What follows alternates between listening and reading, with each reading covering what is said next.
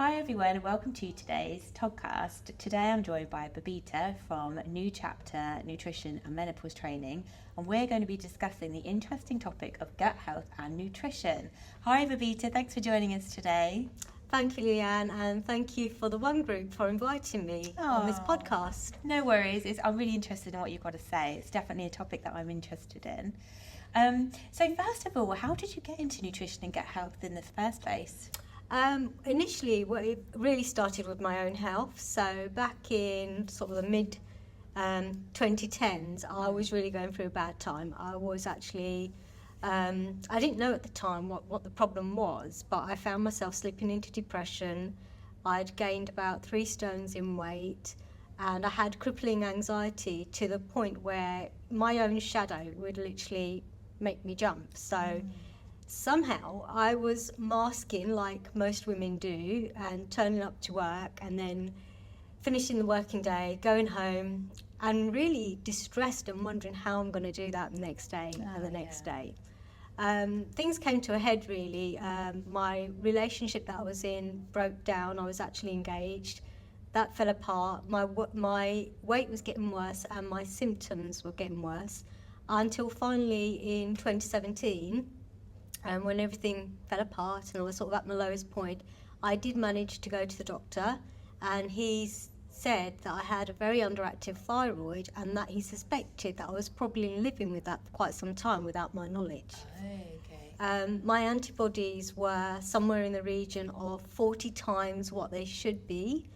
And I was quite surprised to hear that, but it did explain the weight gain, the lethargy, the mood swings, and all those other hormonal imbalances that can happen which affect the thyroid. So I thought, right, okay, this is no way to continue. So I did ask him if I could do a natural route, because obviously he was ready right there and then to prescribe me thyroxine, which is the blanket drug that they give to all people suffering from thyroid issues. And thankfully he was understanding, and I said, look, can you give me some time to try and work out myself, because I've always been interested in natural medicine. And so I took myself away. I completely changed my lifestyle. I went back to the gym, which was always a love, so I got my love back, for movement and exercise. At the time I did see a homeopath for a little while, and that I think helped, but I completely changed my diet and my lifestyle to the point where I'd researched inflammatory foods. So I took out, for a little while, I have these foods now, but for about about a month and a bit, I took out all gluten, all dairy, all sugar, all alcohol, and grains. What did you eat? And there's so much you can eat. When I tell people about how to eat for your hormonal health and thyroid health and health in general, you end up eating things which you should be eating, real food. So things that you pick off a tree, dig from the ground, or would hunt and catch. So basically you're left with all of the vegetables, and there's a plethora of vegetables out there, all of the fruits, but heavier on the vegetables than the fruit. I'm not vegetarian, but there are vegetarian sources of protein as well, and vegan sources. So I did lean heavily into oily fish, meats, good quality cuts of meats, so all of those things. And then the other things that supplement it all, which make it all tasty, are nuts, seeds, spices and herbs. So there is actually still a lot you could eat. But little to my knowledge, doing all that was actually supporting my gut, and the gut is the foundation for health. So by removing all those inflammatory things, I was actually helping to heal my gut, to heal the gut lining, for it to do its job, but also healing the liver and taking out all those kind of heavy things that it has to deal with. For instance, alcohol and sugars are really taxing to the liver. So it gave me a chance to slowly start healing. And lo and behold, because he gave me blood test forms, which back in the day when you could actually just go and turn up and sit and wait for a blood test. Now you have to, it's all changed, have to get an appointment. But I went every month and my numbers started to change. And after 8 months, I was completely back in the normal range. On the thyroid Thyroid level. Yes, on the thyroid level, definitely back in the normal range. So you'd reversed everything? Reversed everything, was feeling better. The wait took a bit longer than 8 months, because I was doing it consistently and slowly. I didn't go on any crazy diets apart from removing some food groups and then slowly back introducing them. And yeah, so basically I was healing my gut at the same time, but not knowing. And even my doctor was surprised at the results. So you're here today now to talk us through all of this, basically. And I've been, thyroid healthy ever since, so that was 2017. That's amazing. Yeah. So, okay then, what is the microbiome and how old is it? So the microbiome is probably older than us. It's probably been in existence more than us. Okay. Microbiome, the word, actually is a collective term for all of the fungi, all of the bacteria, all the microorganisms on every living thing. For instance, plants have microbiomes. Food, skins of food, like fruit skins and stuff. Every living organism has a microbiome, including us. In fact, it's not so much that they live on us, it's more like we live on them. Okay. Because, interestingly, if your audience is listening now, just look at their thumb. On the tip of your thumb, you have as many microorganisms as there are people, the population of the UK. Wow. Yeah. So it's about 100 trillion of them that live on us, in us, inside us, literally everywhere. On us, inside us, and especially on our skin. But the majority of them, 38 trillion of them, are actually housed in the gut or the large intestine. So that's a really hard number for anyone to get their head around. But if you took all of the stars in our known universe and times it by 100, there's 100 billion stars, you'd still be short of how many of them live in our large intestine. And so they play a big role. So in fact, human DNA is only 0.5% of our genetic DNA. The microbiome, which make up 99.5% of us, has its own DNA. So it's not the human DNA that determines whether we're going to get sick or be diseased. It's actually the health of the microbiome's DNA that can determine that or help us get healthy. So it's really interesting that there's so many of them. Wow, so with so many of them outnumbering our human DNA, they must be really important. Yeah, they are, Leanne. So basically they impact every pillar of our health, basically. We've actually grown to trust them with some really crucial processes for our health. For instance, we've farmed out our digestion to them. So without them, we couldn't actually take the nutrients from our food and have them delivered around our body, because there's trillions of microbiome, 38 trillion in our gut, but then there's hundreds and thousands of actual different species of them, and they all have different roles. So they're like a little factory, really, inside of us, doing all these different roles. They actually impact everything from our moods, our mental health, our physical health, like our ability, our energy production, our sleep, our hormones. So basically, they help transport and, transmit and deliver hormones. And they pull out all the nutrients from our food and deliver them all around our body, as well as neurotransmitters, really important neurotransmitters. So there is this constant communication with the nervous system, the hormone system, the brain, and the gut going on all the time. That's partly because of the vagus nerve, which we can talk about a little later. And when people work with me, we do talk about these things in more detail. So mood, sleep, hormones, everything is affected. Literally everything. Wow, okay. Yeah. So this sounds to me like it's a fairly new thing, but has it been around for ages? Is new science emerging about microbiome?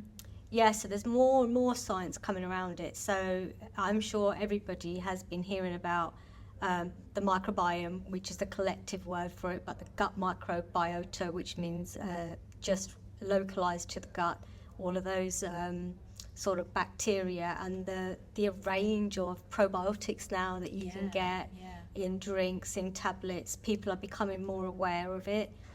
Also, there's even skincare ranges now are, because don't forget, they're on our skin, they're in us, on all over us, in every orifice, everywhere.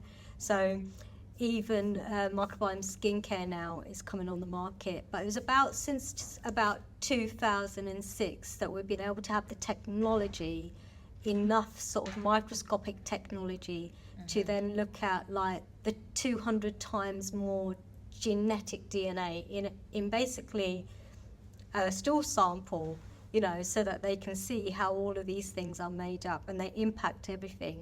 So basically, there was a twin study done by Tim Spector. I don't know if you know, Tim Spector actually talks a lot about the gut microbiome, and famously he did the twin study, just going back to how it affects moods and even weight control. They took sterile mice, and they had twins where one was slightly obese and the other was of a normal weight, and they injected the sterile mice with each of the twins basically fecal matter, and they found that the obese twin microbiome made the mouse fat, and that the slimmer twins microbiome actually made the mice slim. And then when they reversed it on the sterile mice, they even saw the same thing, the reverse effect as well. So it is interesting, this science, and they definitely can now tell different strains, and there's so many of them that there's only a few that they're kind of researching at the moment, because there are just so many to actually research. Yeah, it sounds like there's a lot. So what value is knowing this information on your health then? Well, it's really interesting to know, like, it could be the reason, it could be the foundational reason why you're feeling subpar. For instance, why you might feel your energy drops during the day, or you get that mid-morning slump or afternoon slump, or you just can't keep all-day energy, or you don't have motivation to work out. It could be the reason you have gas or bloating, heartburn is another big thing. Lacking mental clarity, because it all affects all of this, having low mood. The mental health connection is a huge connection as well. And also skin conditions like acne and eczema, they are all conditions of it as well. I was saying earlier about the vagus nerve. Yeah. So this vagus nerve, it connects the brain. Talking about mental health, it connects the brain to the gut. And often we say, don't we, the gut is quite an emotional organ, as is the liver actually, but focusing back on the gut, we often say, don't we, just got a gut feeling about this. Yes, yeah. Yeah, or we say, it's just not sitting right. There's something off with this. There's something off, and you can't put your finger on it, but your gut knows first, because it's like the second brain. And this vagus nerve is connected directly from your brain to your gut. And it's communicating all the time. So, and it's 70% of the communication is done through this vagus nerve. And it's not the brain talking to the gut, it's actually the gut talking to the brain. Oh, is it not a two-way? It is two-way, but Right. it's the gut that really governs the conversation. Okay. Quite interesting, isn't it? That is interesting. So can you try and help with the symptoms that you talked about earlier, hormones, sleep, everything, with what you eat and how you kind of look after your microbiome, the way you did with the thyroid gland? Yeah, so when I work with people, we sort of work out what systems might be compromised and whether a gut program can help them. Invariably it can. So when you do start to take care of your gut and your microbiome and your diet and your lifestyle, everything improves. Your sleep improves, your skin improves, you get clearer thinking, you have more, because you're feeling better, you have motivation to do other things, like you have that motivation to get up and go to the gym, or you just feel different, you have the mental clarity to solve difficult problems. The very first time I actually did a gut cleanse and reset, I couldn't believe the amount of focus, like just getting through the working day where everything was like, I'm just skipping through my to-do list, it just felt easy rather than being trudged down. One key area is sleep. like really impacts sleep. So basically, this is quite a hot topic because most people are suffering from bad night's sleep, or they're in this cycle of poor sleep, especially sort of perimenopausal women, like, you know, women ages with me. You know, I actually work with a lot of perimenopausal and menopausal women. So basically what's happening is the estrogen that's declining, estrogen is very sensitive and is a receptor for serotonin. And serotonin is a precursor to melatonin, which is the hormone that helps you sleep, or the neurotransmitter that helps you sleep. Right. So with the decline of estrogen, it could mean that the serotonin is declining as well, which is why it's difficult to then convert the serotonin into melatonin later in the evening. And interestingly, 95% of your serotonin is housed not in the brain, but in your gut. And it gets even more interesting because even though melatonin is produced by the pineal gland in your brain, and the pineal gland is the only other place other than your eyes that are light receptive, so we can tell when it's getting darker. So that's why we shouldn't have light pollution at night, which we try to keep things dim because it activates the melatonin. Is that when they say you shouldn't go on your face? Exactly. Right, so okay. like the blue light is a daylight light, so it's confusing your brain. It's thinking, oh, still daytime. So devices, laptops, phones and things have started to confuse like the normal circadian rhythm that we have. So it's really good. I wear at night, I wear like blue light blocking glasses. They're a good idea. Try to keep your main lights off and keep lamps on in the evening. And try to work with nature so that when the sun goes down, you're also preparing to lay down for sleep. But that melatonin, although it's produced by the pineal gland, which is light sensitive, it's actually then synthesized in your gut again by some microbiome called the EC cells. And without getting too complicated, without getting too complicated, they convert the melatonin to make you sleepy. Right, okay. So again, the gut has a role to play. 95% of the happy hormone is in the gut, and then that helps produce the sleepy hormone, which is also synthesized in the gut, in a short way. Yeah. I know that was a bit sort of confusing. So we know all this information then, with the microbiome. Is it as easy as then just cutting out certain foods from your diet and eating, fresh fruit and vegetables and meats and oily fish, like you say, to help ourselves with any issues that we have, or is it a lot more of a complicated process? It's always good to, if you think that your gut has been compromised, it's always good to obviously supplement with the right probiotics, and I can help people work that out. But basically, diet plays a huge role. There is a powerful connection between mood, movement, and lifestyle and diet and how you feel. So, and your gut microbiome likes exercise. So that helps in itself to keep it healthy. It likes when you dance, it likes when you play, it likes that. So basically, there are lots of things you can do for yourself. One of the biggest things you can do is start your day with lemon water. Okay. So that's warm, cold? You can have it either way. Some people don't like it warm. I actually like it warm. I've heard warm lemon water. Lemon water, not too cold, because obviously that's a bit shocking to the system. So it shouldn't really be colder than the temperature of your own blood, for instance. Yeah. So, but yeah, warm lemon water is a good way to start. Leaving lemon and ginger, fresh ginger, lemon and a little bit of honey. That sounds nice. Yeah.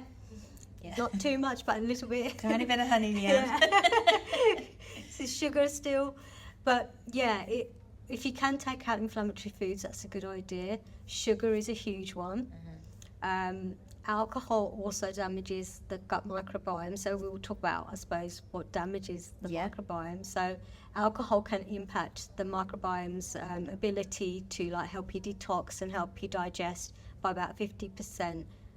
You probably noticed as well, like if you've been out on a heavy night, it's not just your head that's banging, you often have a bad tummy as well with it. Yeah. So that is a result of the microbiome balance has just got completely out.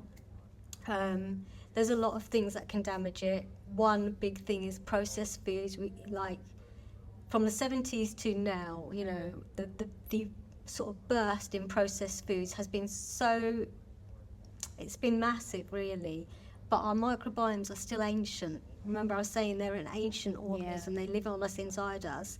It's still ancient. It doesn't recognise these fake foods, these fake foods that provide fake energy.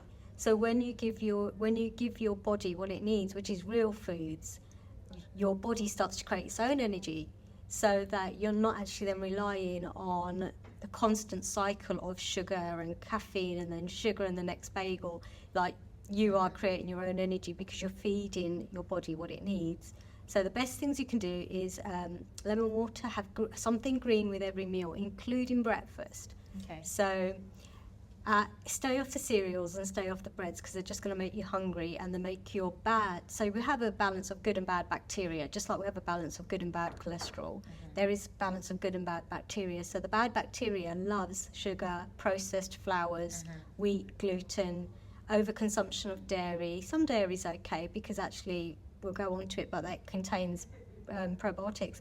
But overconsumption of all of these things is damaging, and most of the time we don't realise, you know, decades and decades of real overconsumption of sugar, processed foods, even foods that appear healthy but are processed.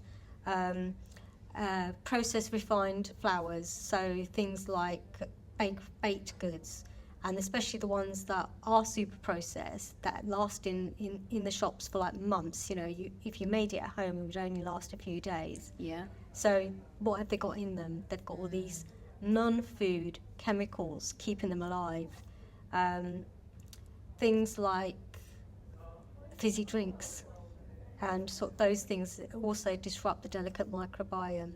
So we'll also have something green with every meal. Yeah. Start your day with protein. That's going to help satisfy you. Like this morning, I actually had scrambled eggs with sun-dried tomatoes and some cubed avocado in there, and then that with a big bunch of rocket, and it's delicious. And I did drizzle a little bit of balsamic glaze on it. I don't always use that because it's got sugar in it, but you know, it's quite nice now and again. A little of something what you fancy does you good, and it was really tasty. And I made all that in the same time that it took for Excel to reboot, because I've had a problem with Microsoft this morning. So literally, I mean, how long does it take to scramble some eggs? Not long at all.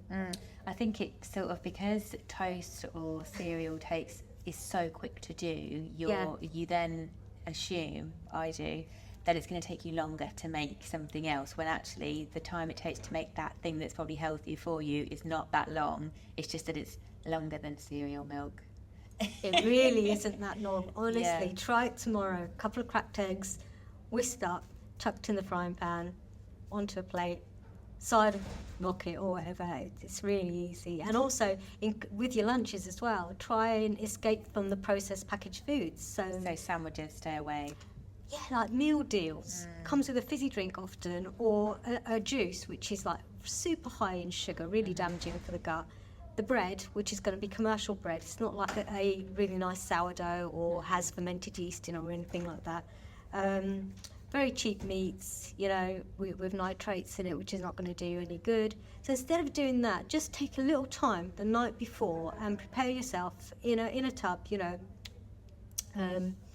maybe a glass container, which is healthier than plastics, and have like a soup, you know, fill it with lots of greens and make it exciting. Don't have boring, you know, cucumber, lettuce, tomato. No, add in capers, some sun-dried tomatoes, maybe a fillet of mackerel or some shredded chicken. Make sure you've got a really nice dressing you can make at home. It's simple. It's just oil and lemon, maybe a bit of mustard. Shake that up, pour that on top.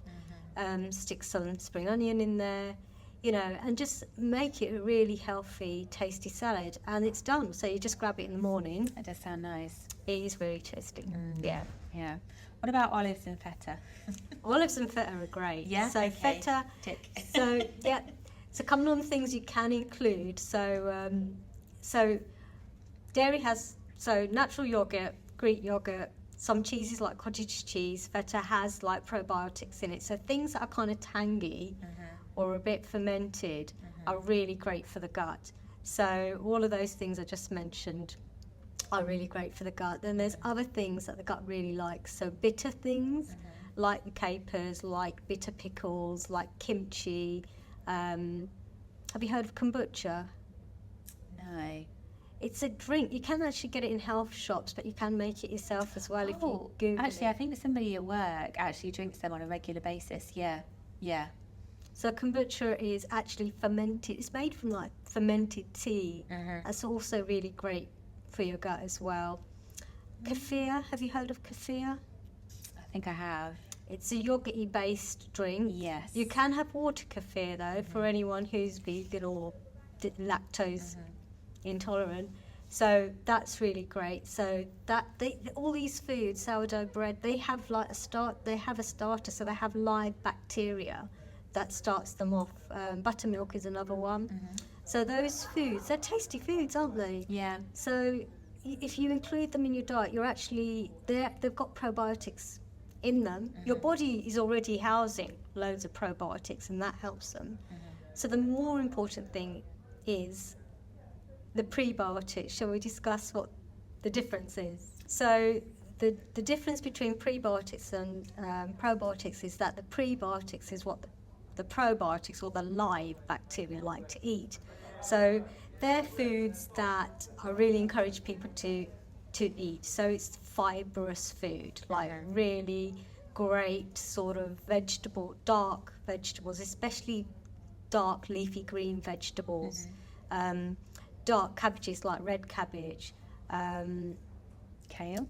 Kale is a brilliant one. Kale is a brilliant one. Spinach. In fact, nearly sort of all of the green vegetables are really great as prebiotics, as well as things from the allium family. So when I was saying put like spring onion on your salads, for instance, it makes a nice taste, but also it feeds the probiotics. So the allium family, I like the onion family. So leeks, spring onions, red onion, garlic, all of those things that you can cook with. Herbs and spices, they also can help to feed the prebiotics. So your food can be really tasty. The darker the vegetable, the better. And when you're having fruits, keep the skins on. Okay. Because if you eat the fruit with the skin on it, it's going to have its own microbiome around it, on its own wrapper, so it'll have more. And try to have organic if you can, so you're not having all those gut-disturbing pesticides and fertilizers and things. And what about cooking the food? Is it the same if you cook it or if you have it raw, like onion, for example, or is it better if you eat it without cooking it? Well, I do know people who actually bite into a raw onion. Really? I do actually know people. I can't do that. No. No, you can still cook with it, Okay. and it will still give you the same benefits. Some things do lose their nutrient value. So I say with vegetables, definitely don't boil them to death. You will literally drain the nutrients out. So when it comes to vegetables and you're cooking the vegetables, some great ways to prepare your vegetables are steaming, so that they're lightly steamed and there's still got a bit of bite on them. Yeah. Another great way, and also a great dinner or a lunch, is stir fry. Yeah. So stir fry vegetables. So in other words, your carrots make little strips and all your vegetables kind of shred it a bit so that they cook like in a flash cook. They're cooked, but they're just lightly cooked. So you're still keeping all of that roughage, all that fibre in it, and you're still getting all the flavours. And also you can add the spices and things that you want, and then you can add if you eat meat, you can add meat to a great stir fry, and that's a really great, quick, easy, nutritious dinner as well for your gut microbiome. So what's interesting is, though, that the prebiotics that feed the probiotics inside you, they actually make postbiotics. When they intersect, when they meet, they are now studying postbiotics. And what postbiotics are is they release short-chain fatty acids, and that's shown to be the number one immune defense your body can have. Wow. Yeah, those short-chain fatty acids, 70% of your immune system anyway is housed in your gut, but it's those that help that happen. And they've actually linked them to all sorts of things. Those short-chain fatty acids, when you are feeding with prebiotics and probiotics, Okay. you're helping your gut lining stay intact, you're reducing inflammation, it will help combat obesity, and it can even help you reverse diabetes. Wow. It's actually really nice to talk to someone really passionate about this subject that I literally know nothing about. So yeah, thank you so much for coming on today. Have you got any closing comments or anything that you'd like to say before we go on to our final task of the day? Yeah, it is such a fascinating topic. I mean, there's so much out there that you can read. One really good book is 10% Human, which is a nice book for people to read. There's so much information. Tim Spector talks about gut health a lot. And if you can start with removing some of those key things like sugars, reducing alcohol, reducing the amount of refined flour goods that you eat, like baked goods, and focusing on those real foods, nuts, seeds, proteins, vegetables and fruit, that's a really good place to start. If anyone is really serious about resetting and rebuilding, like detoxing from these foods and having some guidance to do so, because I know that it can be overwhelming. It can be really overwhelming to know where to start, like what probiotics should I use, or how do I start to make the changes? And then I coach people in just making small changes along with the right supplementation that can really boost their efforts. It can really impact your whole lifestyle. I've just finished working with a lady at the moment who has struggled all her life and tried so many different things with stubborn weight loss, and she lost a stone in just 28 days. So she feels so much better, like the mental clarity and the energy. And she's a person who eats well, eats healthy and uses the gym. So it makes a huge difference just starting from a different baseline. So I do run a 28-day program and longer if people need it. I didn't have that available to me when I was healing my thyroid. It took a long time. So this really speeds up the process of starting you on your health journey. I also run retreats, 4-day retreats, with some other really passionate experts in their own field. Our next retreat is in Goa in India. Wow. Yep. Nice. And so it's in November. It's almost sold out, actually. And we're running another one in February next year. Well, thank you so much for coming on today. It's been really fascinating learning all about the microbiome and your gut and everything, and it's really made me question what I eat, and I might be making some changes, especially the fizzy drinks. Right, that's your nemesis. Yeah. So to end every episode then, we have the one word, which is when we ask our guests to sum up the whole session with one word to leave our listeners pondering the rest of the day. So do you have a word for us? I'm going to say fibre. Yeah. Fibre. Yeah. Yep. Okay, my one word, I'm going to go for clarity. The mental clarity. Mental clarity, Yes, yeah. definitely. Okay, producer Max, do you have your one word? Energized. Thank you very much. And we've also got 2 work experience students with us today. Lauren, do you have a word?